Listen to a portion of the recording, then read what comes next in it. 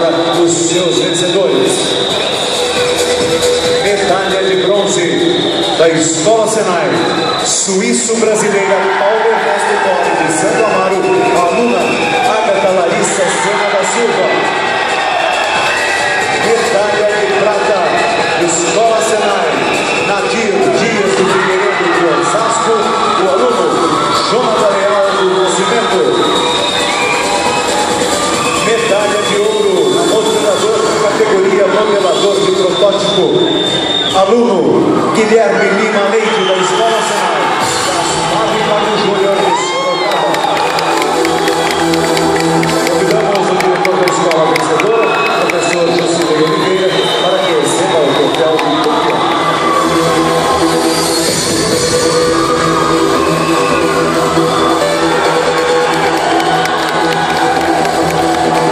Muito bem, agora é a vez de uma modalidade que tem sabor e aroma, que dá água na boca de